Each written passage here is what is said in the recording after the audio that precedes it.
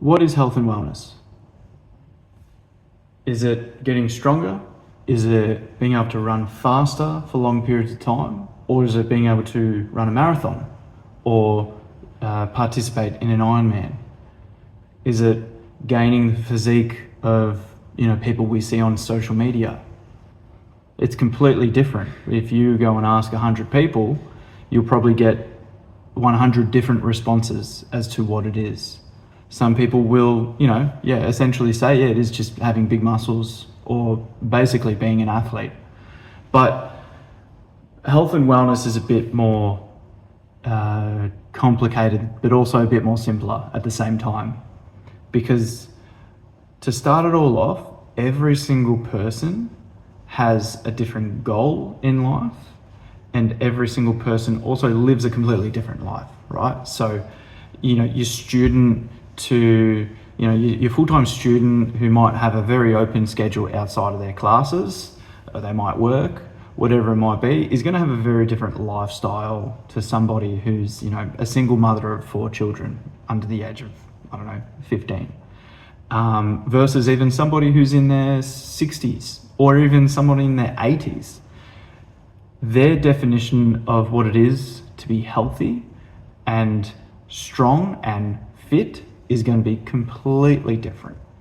And that's why it's important to understand that there's no particular definition to it. Yes, being healthy, being strong, you can attach it to, capabilities, if that's an easier way to understand it. But given that everyone requires such a specific approach to, improving their health and wellness, it's very hard to give every single person a very specific definition of what it is. Because if you simply label being strong and you attach this, picture of Arnold Schwarzenegger to it, 90% of people will believe that is unattainable. And that's not going into the whole discussion of whether it is attainable or not, but you don't want simply just being strong and healthy to be attached to 0.01% of, the population. Instead, and this is what we work really hard with in the fitness industry, is education. It's being able to educate people to understand that being strong and healthy is simply just being the best version of their self. Being, the version of themselves that doesn't get anxiety over going for, a half-hour walk with their dog or their partner or their friends, whoever it might be. They don't shy away from maybe just going for a hike one day. Making healthier eating choices, dietary habits, isn't going to cause them anxiety because they understand that, it's healthy, but they have that experience that, it makes them feel better. So you can understand, or at least you might have a bit more of an understanding now that, understanding what health and wellness or health and being fit or whatever it is can be very complicated if you make it complicated. But to put it in a very simple way, it's quite literally just being the best version of yourself. I work in aged care, so I see people generally towards, the last 10, 15 years of their lives. And, I see people who have really prioritized their health throughout their life and others who haven't. And you can see there's a big difference between those two people. But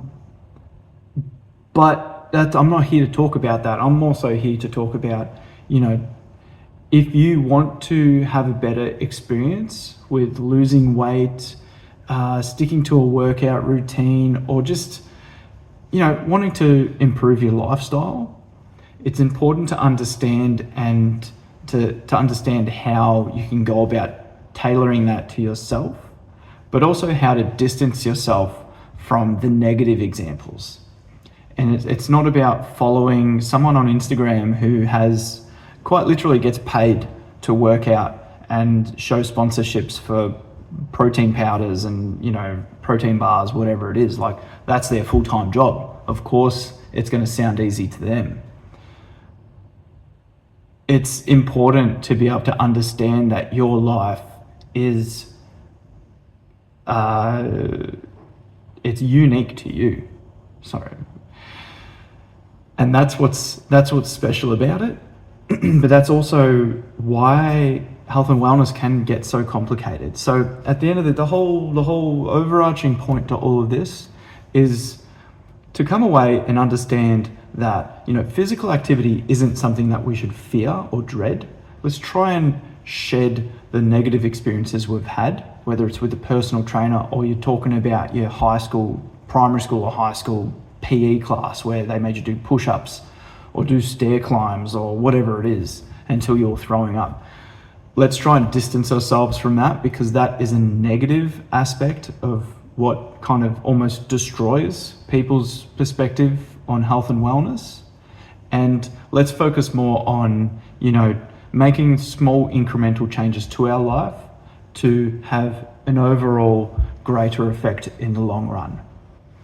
If I was to give my own definition of what health and wellness is, it's being able to, you know, if you're a mother or a father, it's being able to, you know, play with your kids. You know, it's being able to go play football or a basketball or just run around with your kids for, you know, you don't have to do it, keep up with them all day, but it's important for you to be able to engage with them because that's part of your life. Your children are your life. If you're a student, you know, I'm not going to go through each and every life part of the life cycle here, but if you're a student, you know, you shouldn't have to dread going for a hike with your friends. If you've got a weekend of time, free time, you shouldn't have to, you know, shy away from, you know, challenging yourself in that regard. You should be able to take advantage of the free time you have, but also the youth that you have as well.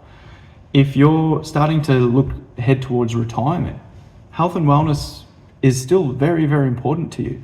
It's all about maintaining the independence that you have, preventing injury, making sure your muscles and bones are very strong so that you can stay as healthy as you can for as long as possible.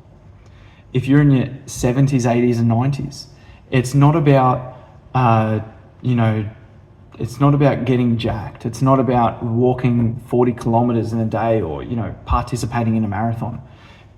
All it is, it's about maintaining your independence so that you can continue to do the things that you want to do for as long as possible that matter to your life.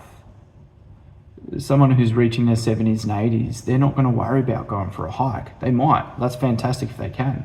But a lot of people who start hitting their 80s, a lot of them might see just going to the letterbox or their mailbox at the front of their house as a quite a big physical task.